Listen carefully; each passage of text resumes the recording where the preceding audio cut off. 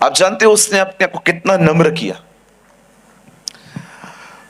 उस परमेश्वर ने जो वो इतना महान था, उसने अपने आप को एक छोटे से वचन में सीमित करके अपने आप को दे दिया। आज मैं आपसे पूछना चाहता हूं, क्या आपकी जिंदगी की नींव उसका वचन है? जब भूकंप आता है, क्यों कुछ बिल्डिंग्स गिर जाती हैं? The problem is not super structure, the problem is foundation. जो भी बिल्डिंग्स अच्छी नींव पर बनी हुई नहीं रहती ना, वो सारी बिल्डिंग्स कोलैप्स हो जाती है, सब गिर जाती है। हमारे मुंबई में बारिश में इतनी बिल्डिंग्स गिरती हैं। मेरे घर से कुछ समय पहले, मेरे घर से सिर्फ 5 किलोमीटर की दूरी पर एक बिल्डिंग गिर गई। हमारे चर्च के एक बहन के पापा की डेथ हो गई बिल्डिंग गिरने से। स्लैब गिर गया। क्यों गिरा? फाउंडेशन गलत थी।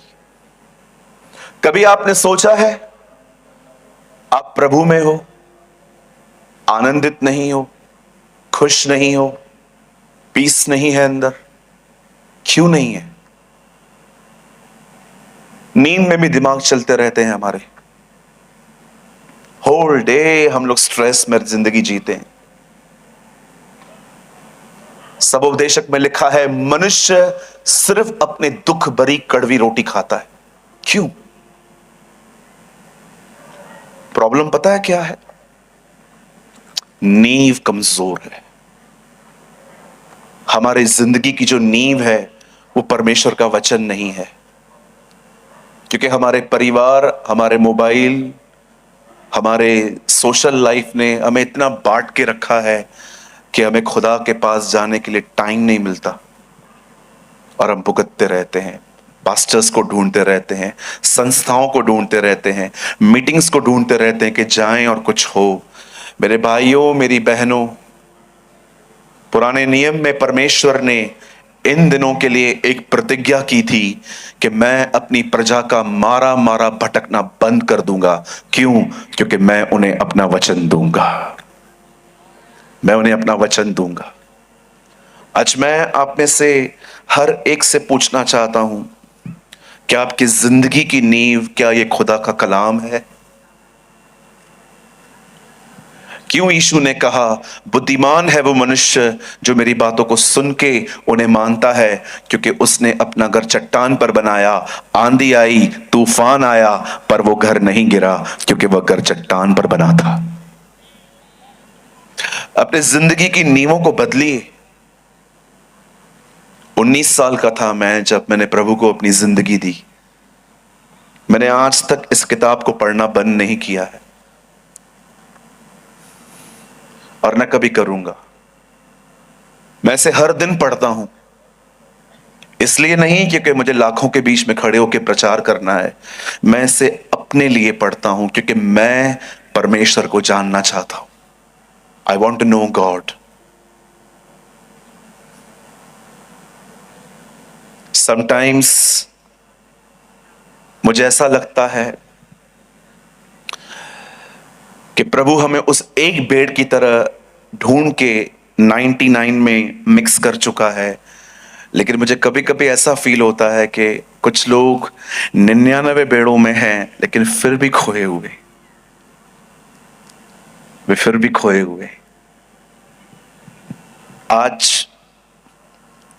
आज की शाम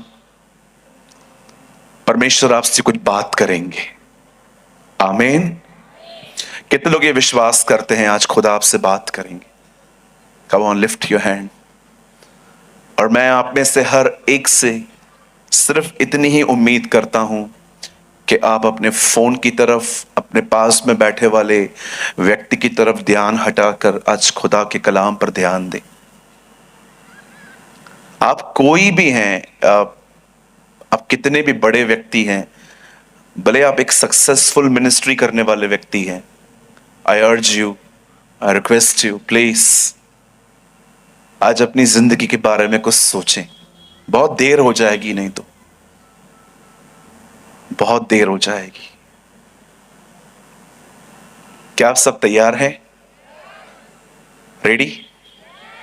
आइए, मैं चाहता हूं आप सब अपनी नींव को बदलने के लिए आज मेरे साथ लूका का 17वां अध्याय खोलिए। Come on, open with me the gospel of Luke chapter 17।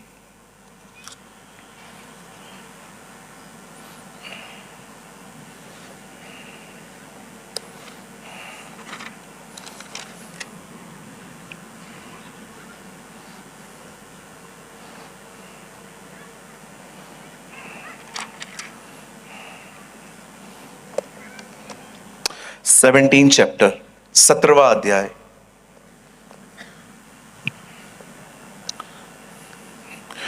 और मैं आपके लिए पढ़ रहा हूं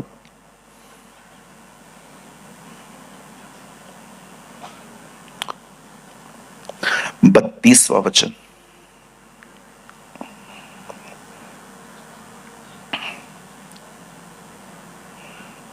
मैं आपको बताना चाहता हूं, इस वर्ड में हिंदी में सिर्फ 6 वर्ड्स हैं, लेकिन इंग्लिश में 3 है खाली। इंग्लिश में, हिंदी में लिखा है, लूत की पत्नी को स्मरण करो।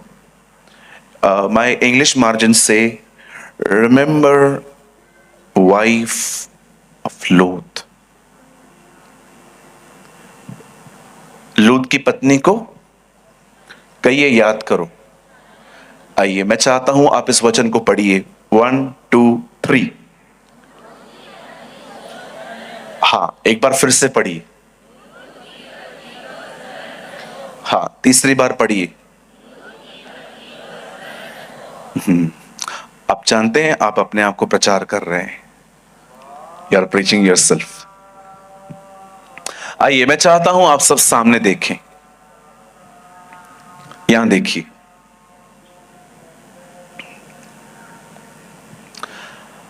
हमारी बाइबल में, खुदा के पाक कलाम में 2 इवेंट्स का बहुत जिक्र है। 2 चीजों पर बाइबल बहुत जोर देती है,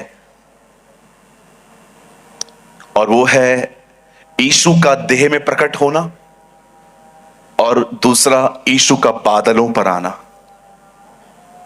आप सभी जानते होंगे, पहला इवेंट समाप्त हो चुका है। वो हमारे बीच में आया, क्रूस पे मारा गया, गाड़ा गया, और तीसरे दिन जिंदा हुआ। लेकिन आप सभी जानते हैं कि हम जितने भी यूनिवर्सल चर्चेस हैं, जितनी भी दुनिया में कलीसियाएं हैं, हम सब उसके वापस लौटने का इंतजार कर रहे हैं। और मैं आपको कुछ इसके बारे में आज कुछ बताना चाहता हूं कि क्यों हमारे प्रभु जब पहली बार आए थे तो उन्होंने इस औरत के बारे में क्यों ऐसा कहा कि तुम्हें इस बहन को याद रखना चाहिए। क्या किया था उसने ऐसा कि परमेश्वर चाहता है कि हम उस कैरेक्टर को हमेशा मेमोराइज करें। आइए, मैं चाहता हूं आप सब ध्यान दें। बाइबल कहती है, आज से बहुत साल पहले खुदा ने इस कायनात को बनाने के द्वारा, परमेश्वर ने इस दुनिया को बनाने के द्वारा अपने आप को रिवील किया था। आप याद रखिएगा इस बात को हमेशा। परमेश्वर ने इस संसार पे अपने आप को दुनिया बनाने के द्वारा प्रकट किया था, रिवील किया था। और जब परमेश्वर ने इस दुनिया को बनाया तो उसने इस दुनिया को 6 दिनों में बनाया था। और बाइबल बताती है 6 दिन बनाने के बाद उसे 7वें दिन विश्राम किया और उस दिन को ब्लेस किया।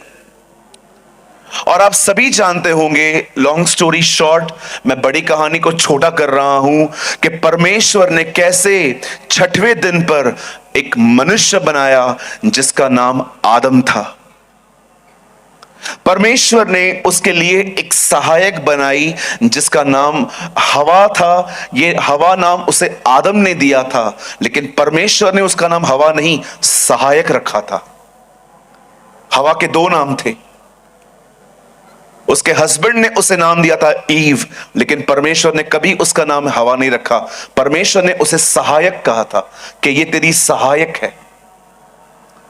बाइबल बताती है जब परमेश्वर ने इंसान को बनाया, उसके बाद उसने उसे वहां से उठाकर अदन के बाग में रख दिया कि वो उसमें काम करे और उस बाग की रक्षा करे।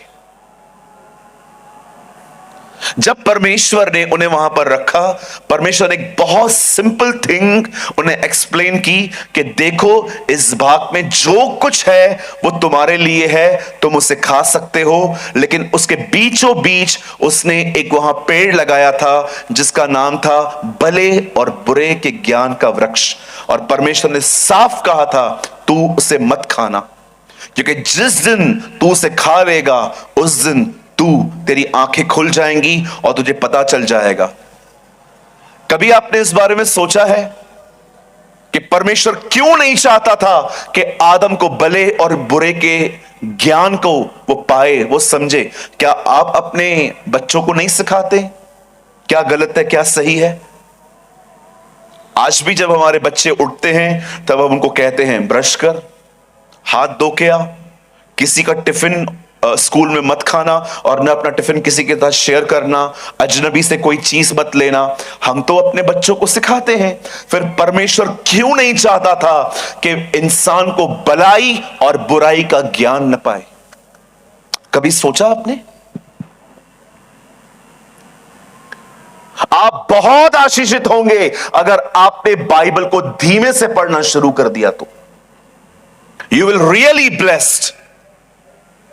एक अध्याय मुझे कंप्लीट करना है आज, और ईयर में पूरी बाइबल कंप्लीट करनी है, ये छोड़ दीजिए अब। इसीलिए फिलिप्पुस ने उस खोजे से रथ पर कहा, हे महाशय, जो आप पढ़ते हो क्या आप उसे समझते भी हो? आज बहुत सारे लोग हैं वो पढ़ते हैं पर समझते नहीं है। क्यों? क्योंकि वे धीमे से नहीं पढ़ते। मैं आप में से हर एक को कहना चाहता हूं, आप चाहते हो वचन आपको समझ में आए, उसे धीमे से पढ़ो। हमारे प्रभु यीशु मसीह का आखिरी काम था पृथ्वी पर, उसने रोटी तोड़ी और बांटी। रोटी को तोड़ना सीखिए। इसीलिए पॉल तिमुथियुस से कहता है, divide the word of the truth correctly. परमेश्वर के वचन को ठीक से काम मिला। जब भी आप वचन को पढ़ते हैं बहुत धीरे से पढ़ें, प्रार्थना के साथ पढ़ें। आपके घर में टीवी चल रही है, बच्चे मजाक कर रहे हैं, वहां से उठ जाइए, एक ऐसा स्थान पकड़िए जहां पर कोई नहीं है, जहां शांति है, और आराम से। याद रखना हमेशा इस बात को, बाइबल पढ़ी नहीं जाती। बाइबल इसलिए दी गई है ताकि हम परमेश्वर को सुन सकें, खुदा को सुन सकें। एक दिन एक धनवान मर जाता है और वो नरक चला जाता है। लाजर मर जाता है, वो स्वर्ग चला जाता है। जब धनवान ने उसे देखा कि वो इब्राहिम के साथ है तो कहता है, हे पिता इब्राहिम, इस लाजर को बोल मेरे घर जाए और मेरे परिवार को संदेश दे के हां, नरक नाम की एक चीज है और वो बचे। इब्राहिम कहता है, नहीं, कोई नहीं जाएगा। उनके पास किताबें हैं, वहां पर नहीं लिखा है उन्हें पढ़ें, लिखा है सुने। बाइबल सिर्फ पढ़ने के लिए नहीं दी जाती। बाइबल इसलिए दी गई है ताकि उसे पढ़कर सुना जा सके कि खुदा क्या आप कहना चाहता है। इसलिए यीशु ने कहा, मनुष्य पढ़ने से नहीं, परमेश्वर को सुनने के कारण जिएंगे। सुनना जरूरी है। थम जाइए। जब आपको कुछ समझ में नहीं आता बाइबल में, थम जाइए, रुक जाइए, वहां पर प्रार्थना कीजिए, वहां पर प्रभु फास्टिंग कीजिए उस एक आयत को समझने के लिए। मैंने अपने जीवन में कभी फास्टिंग किसी चमत्कार पाने के लिए नहीं की है। मैं हमेशा उपवास परमेश्वर का वचन समझने के लिए करता हूं कि प्रभु देख, मैं सिंसियर हूं, इसीलिए मैं अपना खाना छोड़ रहा हूं। Reveal your word. क्या लगता है आपको प्रभु आपके भूखे और प्यासे रहने से खुश होता है? नो। Fasting means sincerity. आप गंभीर हैं, इतने गंभीर कि आपने आज खाना छोड़ दिया है सिर्फ एक वजह से कि वो मुझसे बात करे। परमेश्वर आपकी भूख और प्यास को नहीं देखता, वो आपके हृदय को देखता है कि ये बंदा इतना गंभीर है मेरे प्रति कि इसने वो चीज छोड़ दी जो चीज इसको चलाती है, खाना। क्यों परमेश्वर नहीं चाहता था कि मनुष्य को भले और बुरे के ज्ञान का पता चले? आप जानते हो परमेश्वर क्या चाहता था? कि उन्हें सब चीजें ऑटोमेटिकली नहीं, मेरे साथ संबंध में पता चले।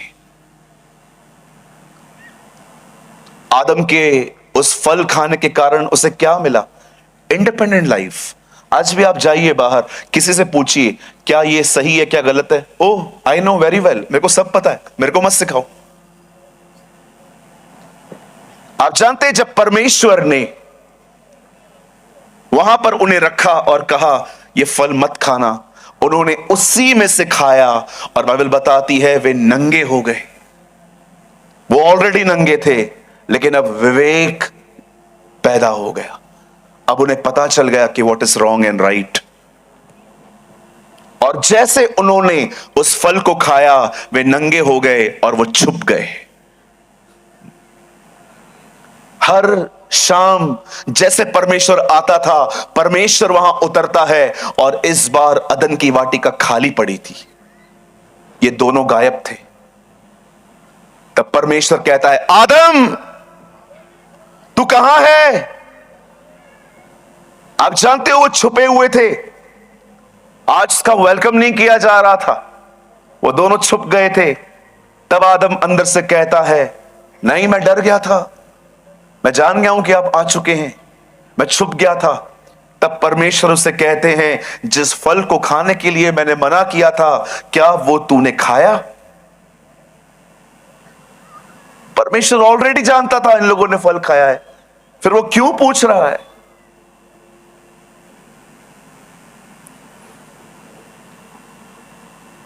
मेरे भाइयों मेरी बहनों, हमेशा याद रखें, God never demand holiness, He always demand honesty. परमेश्वर कभी मनुष्य से पवित्रता की मांग नहीं करता, नेवर। वो हमेशा मनुष्य से ईमानदारी की मांग करता है। वो चाहता है कि कोई व्यक्ति अपने बल पर पवित्र नहीं हो सकता, इसीलिए वो हमेशा कहता है, वह ईमानदारी चाहता है। मैं आप में से हर एक को कहना चाहता हूं, अगर आप ईमानदार बनेंगे वो आपको पवित्र बना देगा। He will make you holy. God never demand holiness. वो कभी नहीं कहेगा आपको जा पवित्र हो क्या, वो कभी नहीं कहेगा। वो हमेशा मनुष्य से ईमानदारी चाहता है। इसीलिए आपने देखा प्रभु यीशु मसीह फरीसियों को छोड़कर वेश्याएं और चोरों के साथ खाना खाता था। क्यों? क्योंकि वे ईमानदार थे, वे ऑनेस्ट थे। मेरी बातों को गलत तरीके से मत लीजिएगा। कभी कभी आप रास्ते पे खड़ी हुई किसी प्रोस्टिट्यूट से बात करिए और उससे पूछिए बहन आप कौन हो, वो आपको सामने सामने कहेगी आई एम अ प्रोस्टिट्यूट, मैं वैश्या हूं। क्या था उन वैश्याओं और चोरों में जो दिन रात पढ़ने वाले फरीसियों में नहीं था? जानते हो क्या था? वो ईमानदार थे। इसीलिए यीशु ने उन्हें खड़े होकर कहा राज्य की संतान नरक में डाल दी जाएगी और चोर और वैश्याएं परमेश्वर के राज्य में आएंगे। प्रभु राज्य की संतान मतलब ये लोग जिनके लिए मैं आया था ये निकाल दिए जाएंगे, लेकिन ये अंदर आएंगे। क्यों? क्योंकि ये ईमानदार थे। कितने लोग हैं यहां पर, मैं जानना चाहता हूं आप लोगों से कि अगर पब्लिकली भी आपको अपना पाप मानना पड़ता है कि हां मैं गलत हूं, आप मान लेते? खुदा के सामने हर कोई ईमानदार है, हर कोई कमरा बंद करके अपने गहरे गंदे गुनाहों को पाप को मान लेता है। लेकिन कभी कभी पब्लिकली आपसे पूछा जाए क्या आपने ये किया, आप में से कितने लोग हैं जिनको कोई शर्म नहीं आती ये बोलते हुए कि हां हुआ है मुझसे, हो गई गलती मुझसे। God demand honesty. आप मानते हैं खुदा के सामने ईमानदार होना बहुत आसान है। कमरा बंद करो, कौन देख रहा है? लेकिन जब मनुष्य के सामने पाप मानने की बारी आती है तो हमें डर लगता है मेरी इमेज खराब हो जाएगी, मुझे इज्जत नहीं मिलेगी, मुझे लोग आत्मिक नहीं समझेंगे। अरे हु केयर्स, लोग हमें क्या समझते हैं। अरे मैं आपको सच कहता हूं, अपना पाप खुदा के सामने मानना सीखिए, आप वहां से आदर कमाएंगे, परमेश्वर आपको आदर देगा। God is a God of honest people. इसीलिए शाऊल को हटा दिया गया, दाऊद पाप के बाद भी राजा बना रहा। क्यों? क्योंकि वो ईमानदार था। जब परमेश्वर ने देखा कि इस बंदे को कहा, क्या तूने वो फल खाया? उसने कहा, नहीं, इस औरत ने मुझे खिलाया है। आपने जो पत्नी दी थी, पहला पाप आपने किया, आपने मुझे दी। First is your problem. आप पढ़ के देखिए, वहां लिखा है तूने जो पत्नी दी, पहले आप गलत हो। मैंने मांगी थी क्या? आपने दी ना। What a man. आज दो बच्चे हो ना घर में, दोनों फेल होके आए, अब एक से पूछो रिजल्ट बता, बोलेगा ये भी फेल हुआ। दो बच्चे होते हैं ना, फेल होके आएंगे, आप पूछो एक से तेरा रिजल्ट क्या आया, पहले इससे ये फेल हुआ है। आप अपने बारे में बताओ ना। कभी कभी बच्चों को बोलो, चल बेटा प्रार्थना करते हैं। हाँ हाँ चलो प्रार्थना करते। बोल बेटा मैं पापी हूं। बोलते हैं हम पापी हैं। नो नो नो, बोल मैं पापी हूं। बचपन से हम स्ट्रगल करते हैं ऑनेस्ट बनने के लिए। Are you honest? कभी कभी घर में कोई गुस्सा करता है, उसको समझाएंगे ना, अरे तू इतना गुस्सा क्यों करता है? मैं नहीं करता, ये दिलाता है मुझे। वाह। एक भाई व्यभिचार में गिरता था, एडल्ट्री में। एक दिन वो मेरे पास आया, बोलता है प्रार्थना करो। मुझे लगा वो इतना ईमानदार है कि मुझे कहेगा मेरे लिए प्रार्थना करो कि मैं अपनी गंदी अभिलाषाओं पर जय पाऊं। मैंने कहा हाँ ब्रदर, क्या प्रार्थना करूं? बोलता है प्रार्थना करो बहनें अच्छे कपड़े पहने। मैंने कहा यार इतने मैंने कहा तू अपने लिए प्रार्थना नहीं करवाने आया? नहीं मैं ठीक हूं, ये ऐसे कपड़े पहनती हैं कि मेरा ध्यान जाता है। इतने ईमानदार लोग हैं हमारे पास, कुछ दिखता ही नहीं है इन लोग को अपने आप में। सब ये गलत है, ये गलत है, ये गलत है, वो गलत है, ये गलत है। अब सही है? हां जी। परमेश्वर ईमानदार लोगों को पसंद करता है। जब आदम ने कहा इस औरत ने मुझसे पाप करवाया है, इस बहन ने मुझे दिया फल इसलिए मैंने खाया। 45% आपकी गलती, आपने मुझे औरत दी। 45% इस औरत की गलती, इसने मुझे फल दिया। 10% मैं गलत हूं, मैं मानता हूं, लेकिन 10% हूं मैं खाली। जब परमेश्वर ने देखा यह बंदा ईमानदार नहीं है, याद रखिएगा मनुष्य पाप करने के कारण अदन के बाग से नहीं निकला, मनुष्य ईमानदार न होने के कारण निकाल दिया गया।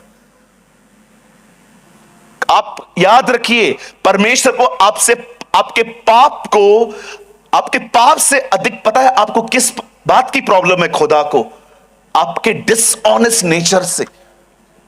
एक दिन जब शमूएल शाऊल से मिलता है और कहता है तेरा राज्य ले लिया गया, God is never unfair at any time. परमेश्वर कभी अनफेयर नहीं हो सकता। वो हमेशा लोगों को बताता है कि वो उन्हें क्यों हटा रहा है। जानते हो, जब शाऊल को उसकी पदवी से हटाया जा रहा था, तब शमूएल ने उसे क्या कहा? वो उसे कहता है क्या हठ और मूर्ति पूजा एक समान पाप नहीं है? शाऊल, तू इसीलिए निकाला जा रहा है क्योंकि तू ईमानदार नहीं है, तू जिद्दी है। अगर आप नहीं जानते हैं तो एटलीस्ट आज आप जान लीजिए, अगर आप एक जिद्दी व्यक्ति हैं, अपने आप को सही साबित करने वाले व्यक्ति हैं, कुछ भी हो जाए मैं साबित करूंगा मैं सही हूं, आपको मैं बताना चाहता हूं आप जीवन में बहुत कुछ खो दोगे। You will loss so much. नम्र बनिए, अपने पाप को मानना सीखिए। अगर कोई आपको कहता है आप गलत हो, ठीक है मैं हूं गलत, क्या इश्यू है, क्या होगा मेरे यहां पर देखिए क्या होगा, कुछ लोग आपकी इज्जत कम करेंगे, इट्स कंप्लीटली ओके। फिर क्या हुआ अगर कम करेंगे तो इज्जत मेरी? अरे ये तो सोचो कि आप खुदा के करीब बने रहोगे, आप परमेश्वर के नजदीक बने रहोगे। अपने आप से एक सवाल पूछिए, आप यहां पर लोगों को खुश करने के लिए हैं कि अपने परमेश्वर के लिए हैं? आप यहां पर जब परमेश्वर ने देखा कि मनुष्य ने पाप किया और अब ये मानते भी नहीं हैं, तब परमेश्वर ने आदम और हवा को दरवाजा दिखाया, चलो भाई निकलो यहां से। लेकिन जब वो निकल रहे थे, oh this is the first prophecy, ये पहली भविष्यवाणी थी परमेश्वर ने जीसस के लिए कही। तब वो शैतान को कहता है, शैतान मेरा बेटा आएगा, ओ यशुआ वेलकम, यीशु मसीह आएगा और वो तुझे कुचलेगा और तू उसकी एड़ी को डसेगा। इट मींस वो खुद डैमेज होकर तुझे मारेगा। जैसे ये प्रोफेसी हुई, आप सभी जानते होंगे, उसके बाद इंसान कहां से कहां चला गया। उसके बाद केन ने हाबिल की हत्या की। आप पढ़ सकते हो लोगों ने अपना नाम करने के लिए बेबीलोन टावर बनाया। उसके बाद आप देख सकते हो आज हम वहां से लेके आज तक हम क्या क्या देखते आए हैं। परमेश्वर ने यह भविष्यवाणी की थी कि एक दिन इस पृथ्वी पर उसका बेटा आएगा और शैतान को कुचलेगा। आप जानते हैं बहुत साल पहले बाइबल बताती है कि परमेश्वर ने अपना पुत्र मरियम के द्वारा इस जगत में वो ले आया। बाइबल बताती है 2023 साल पहले एक फरिश्ता स्वर्ग से नीचे उतरता है, नासरत में आता है और वहां पर एक कुंवारी लड़की जो इंगेज गर्ल थी, जिसकी सगाई हुई थी और उसकी शादी होनी बाकी थी, परमेश्वर का वचन कहता है वो उसके घर जाता है और कहता है मरियम तू भयभीत न हो, तुझ पर परमेश्वर का अनुग्रह हुआ है और तू एक बेटा जनेगी, तू उसका नाम यीशु रखना, क्योंकि उसकी सेवकाई क्या होगी, वह अपने लोगों को लंदन जाने के लिए वीजा दिलाएगा। है ना? It was his ministry. हे मरियम भयभीत ना हो, तू एक बेटा जनेगी, उसका नाम यीशु रखना, क्योंकि वो तुम्हारे घर के ऊपर एक माले के ऊपर दूसरा माला बना के दे देगा। ये उसकी मिनिस्ट्री थी ना। हम तो यही सुनते आए हैं आजकल। चलिए अपने पास वाले से एक बात कहिए, उन्हें कहिए भीड़ इकट्ठी करना बंद कर दो। हेलो, कोई हाथ दिखा सकता है?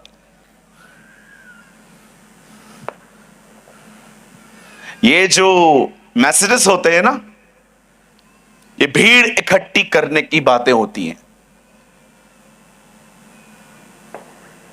कितने लोगों ने यह वचन पढ़ा, तू उसका नाम यीशु रखना क्योंकि वह अपने लोगों को अमेरिका जाने के लिए ग्रीन कार्ड दिलाएगा। है ना? आप ये सुनते आए हैं ना? सुनिए मेरे भाइयों मेरी बहनों, मैं आप में से कुछ लोगों को आज कुछ समझाना चाहता हूं। यीशु हर एक को चंगा करता है। यीशु बहुतों में से दुष्ट आत्मा निकालता है। यीशु कोढ़ियों को शुद्ध करता है। लेकिन याद रखना, यीशु के आने का कारण यह नहीं है, ये वो देता है, सब देता है क्योंकि वो खुदा है। लेकिन मैं आप में से हर एक को, यहां से लेके एंड तक, उस तंबू तक जितने लोग बैठे हुए हैं, मैं आप में से हर एक को बताना चाहता हूं, यीशु मसीह इस दुनिया में हमारे सिर्फ रुके हुए काम पूरे करने के लिए नहीं आया।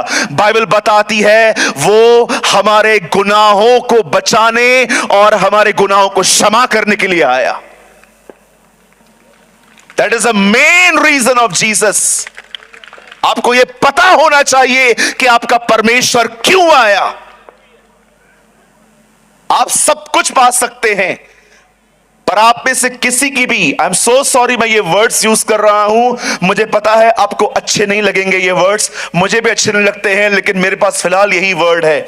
याद रखना, हम में से किसी की औकात नहीं है यहां पर उद्धार खरीद करने की। हमारी हैसियत नहीं है कि हम अपने सैल्वेशन को खरीद कर सके।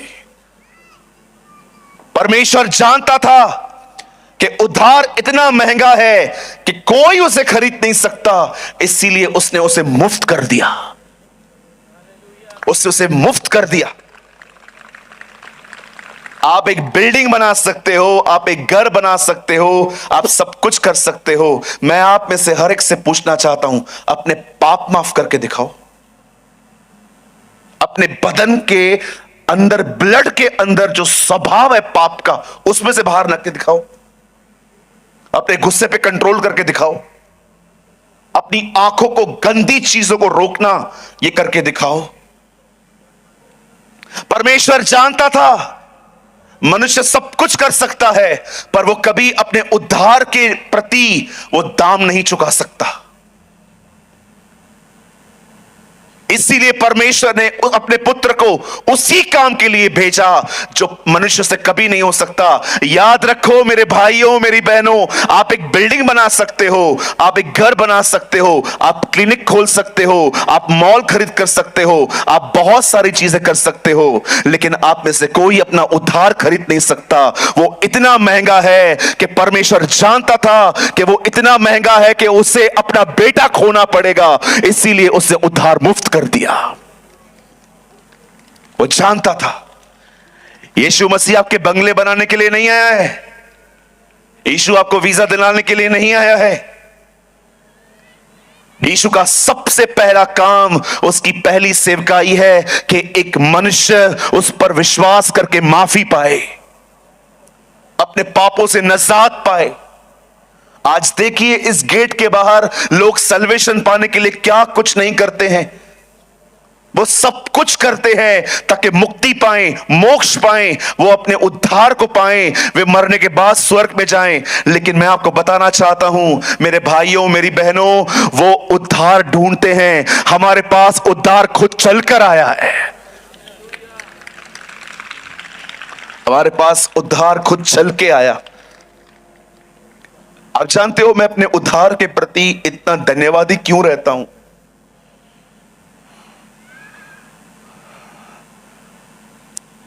ऐसा कोई नशा नहीं है जो मैंने अपने बदन को नहीं दिया था।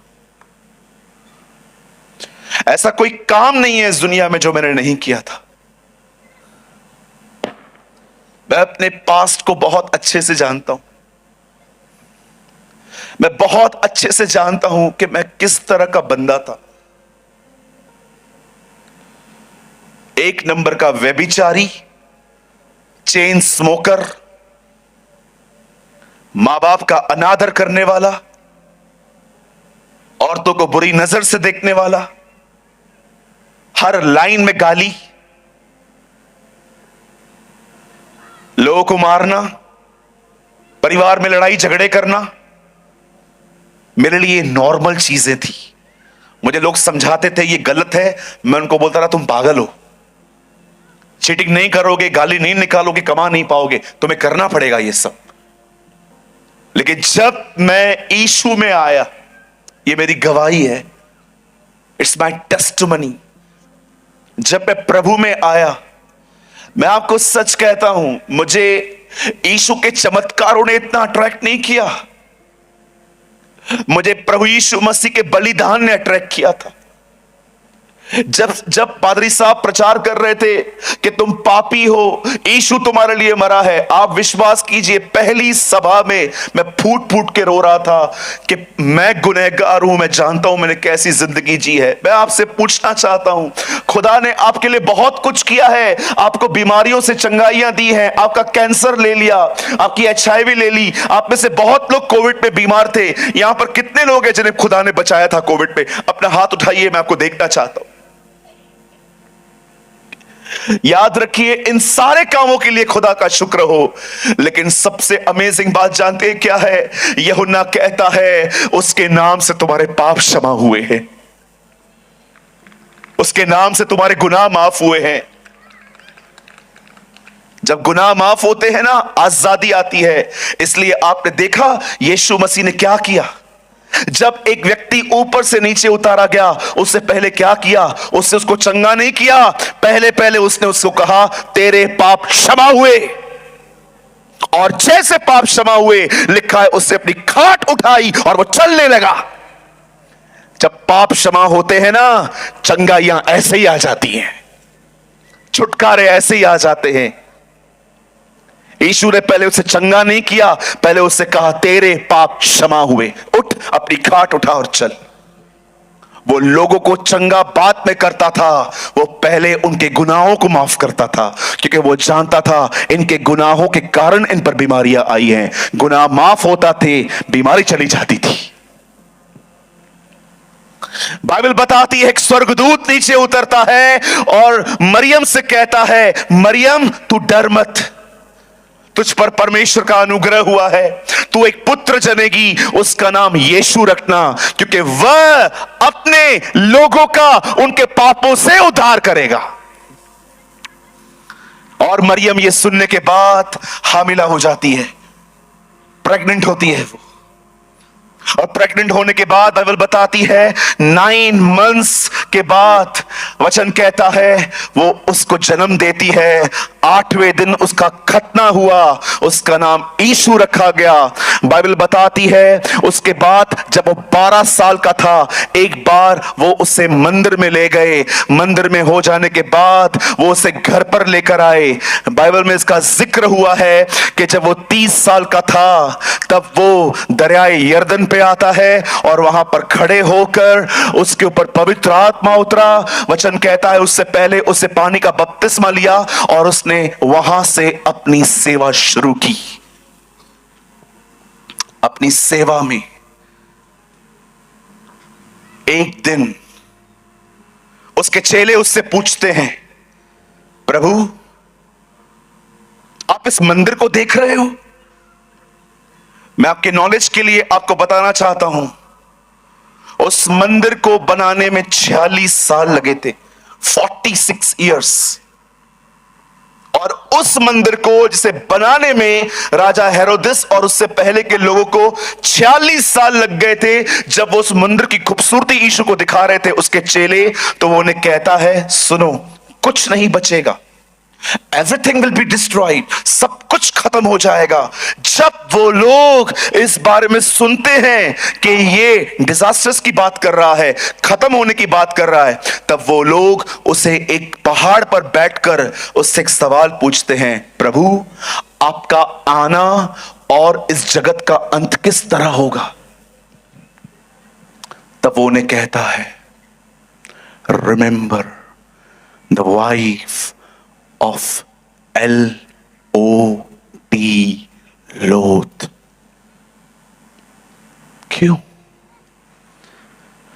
क्यों अंतिम पीढ़ी को इस बहन को याद रखने के लिए कहा गया? जानते हैं क्यों? बाइबल में क्या और औरतें नहीं थी?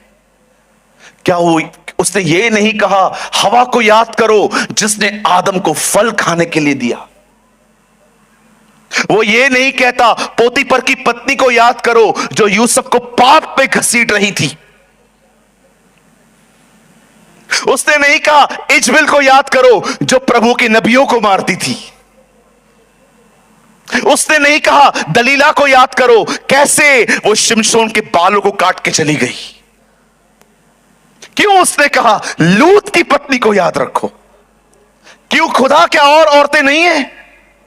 और भी थी जो बड़ी दुष्ट थी, पर आपने ऐसा क्यों कहा कि लूत की पत्नी को ही याद करो? हवा ने पाप किया, पोतीफर की वाइफ यूसुफ को व्यभिचार करने के लिए घसीट रही थी। आप पढ़ के देखिए, इजबेल जो थी वो प्रभु के नबियों को मारती थी। आप पढ़ के देखिए, इवन नए नियम में हेरोदिस राजा की जो उसकी हेरोदिया थी वो भी दुष्ट थी, पर प्रभु ने किसी औरत का नाम नहीं लिया। उसने कहा रिमेंबर द वाइफ ऑफ लूत। क्यों हम इन अंतिम दिनों के लोगों को यह कहा गया है कि इस औरत को याद रखो? क्या किया था उसने ऐसा? और जब मैंने अध्ययन किया, स्टडी की, महीनों स्टडी की इस बहन के लिए, तब मुझे दूसरों का नहीं पता है, मुझे उसका कैरेक्टर खुद में दिख रहा था। मैंने कहा प्रभु दूसरों को क्या प्रचार करें, हम ही ऐसे हैं। जानते हो उस बहन ने क्या किया?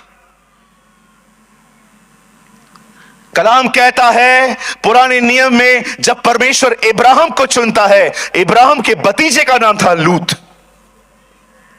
एक दिन इब्राहिम अपने भतीजे को कहता है हमें अलग होना पड़ेगा। लूत एक जगह चला जाता है, इब्राहिम दूसरी जगह चले जाते हैं। और जैसे लूत जिस जगह पे जाता है उस प्लेस का नाम था सदोम और अमोरा। मैं आपको कुछ बताना चाहता हूं कि इस देश में क्या, इस शहर में क्या होता था। आप व्यभिचार देखते होंगे लड़के और लड़की के बीच में, कि एक लड़का है एक लड़की है, वो एक दूसरे पर इंप्रेस हो गए, नंबर चेंज किया, उन्होंने बातें की, कुछ डर्टी बातें की, और वो एक दूसरे की तरफ खिंच गए और वो पाप में गिर गए। हम यही देखते आए हैं, लेकिन वहां ऐसा नहीं था। वहां पर पुरुष पुरुषों के साथ पाप करते थे, स्त्रियां स्त्रियों के साथ पाप करती थी। जब परमेश्वर ने देखा कि ये देश, ये शहर ऐसा है, प्रभु जानता था अगर मैंने इन्हें खत्म नहीं किया तो इनके बाद जो पैदा होंगे वो उससे बुरे होंगे।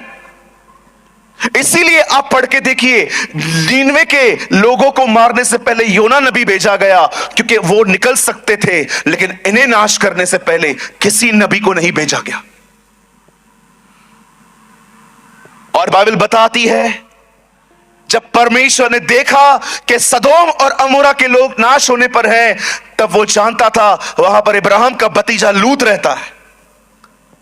तब परमेश्वर इब्राहिम के पास आता है अपने स्वर्गदूतों के साथ।